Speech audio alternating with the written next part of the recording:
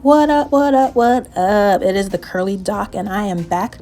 Gonna do a takedown of these twists. Really want to show you what the process is like, honestly, and I'll walk you through that. So just hopping right into it. And here I just put my hair up so that I can take out each twist one at a time. As we're going through this, honestly, the protective style component is not just having twists.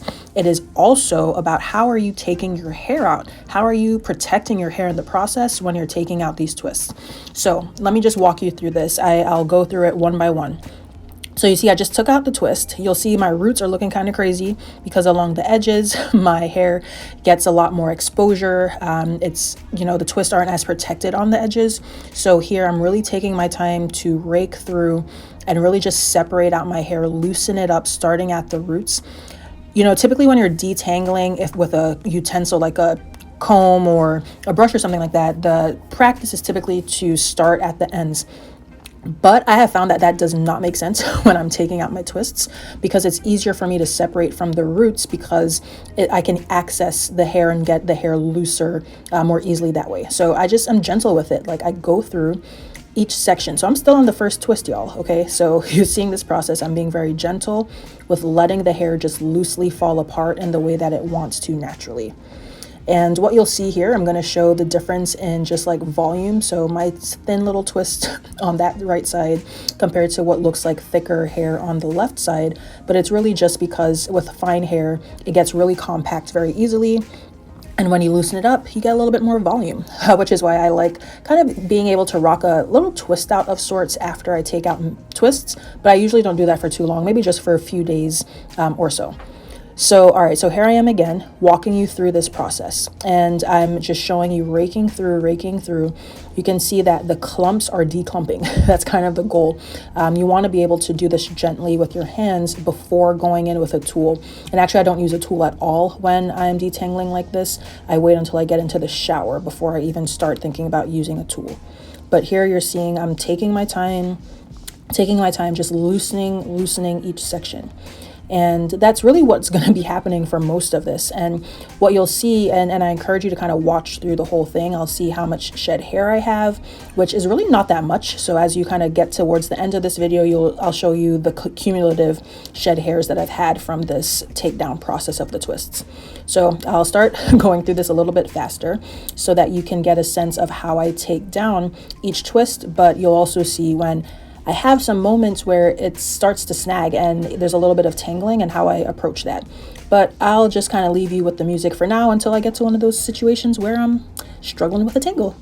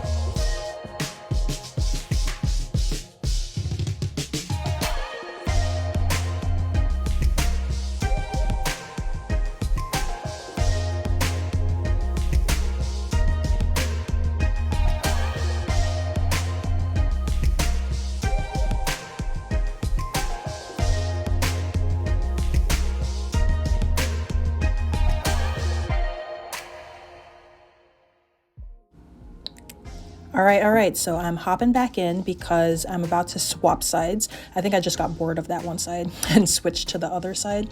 But this is where you'll start to see that I really did experience some snags. And yep, here we go. And I'm about to zoom in soon to show it to you all. So it's just basically because the twist was so skinny at the end, it kind of got like a little knotted. So I'm right here, you see I am being gentle, patient, taking my time to really untwist that and not rip it apart. Okay, so right there, even then I was like, okay, don't rip. And when I'm feeling that tension, I'm like, all right, breathe, try again, and not rip, let it naturally separate. So I was like, all right, cool. I think I had patience there, because if I had tried to snag that earlier, then I probably would have like ripped off at least a solid inch of my hair. But I was patient and did not do that, because the goal here is length retention, ladies. Let's not forget that. So then I was able to get through the rest of that twist without any issues, just going through my separation process and really just making sure that I was able to get out the clumps that were popping up in this twist.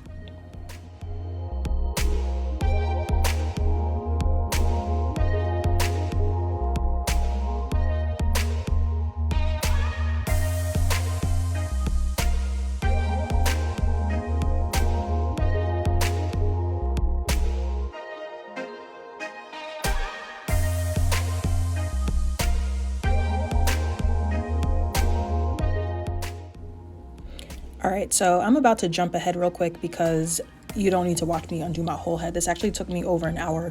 I was doing Bible study, virtual Bible study while doing this. So it did actually take me quite a while, because I'm being patient, because my goal is waist length hair by the end of the year. So you can't rush that. You can't rush the growth. You can't rush the process. So here I am. I jumped ahead to show you when I just had a few twists left, and I'll kind of go through, because this might be a little bit easier for you to see, how I'm really taking my time to separate out each of these twists. So you'll see me here going one at a time again. And the ones in the front tend to be easier for many reasons. My hair is looser in the front. I think I did the twist a little bit bigger in the front.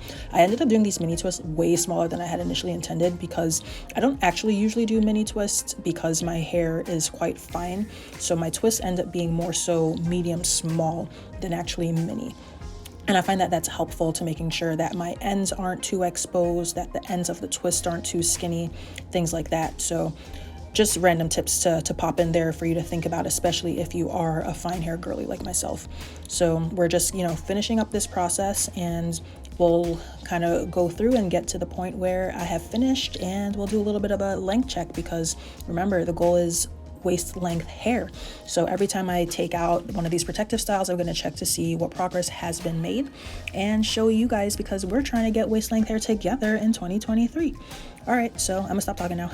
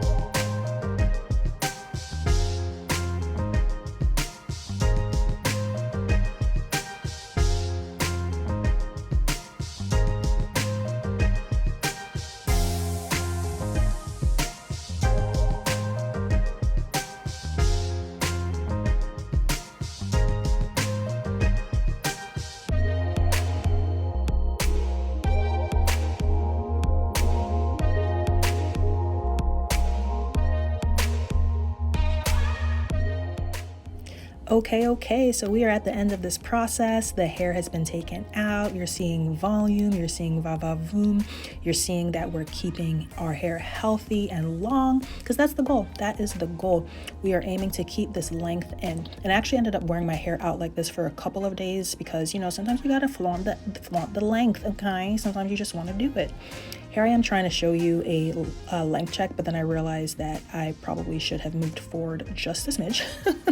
So I'm going to end up doing that in a bit, but I'm really checking to see where am I at in that length retention process. So definitely at bra strap, a little bit beyond bra strap, and excited about that, you know, just, you know, making sure that we're enjoying and celebrating all the moments, all the small wins. But here it's a better angle for you to actually see. Unfortunately, my body rolls, those little rolls on my side, are kind of indicative of where my waist is at. We're praying that by the time my hair gets to waist length, that roll will be gone. So as promised, here is the total shedding that I experienced for my whole head. I had these twists in for about 2 weeks. So, you know, we all know that stat, 50 to 100 hairs shed per day. So I don't think that's too bad of an amount of shed hair. So here we are, wrapping it up, flaunting it, flipping it, showing the length, doing all that good stuff. And we'll catch you in the next one for the journey. Bye.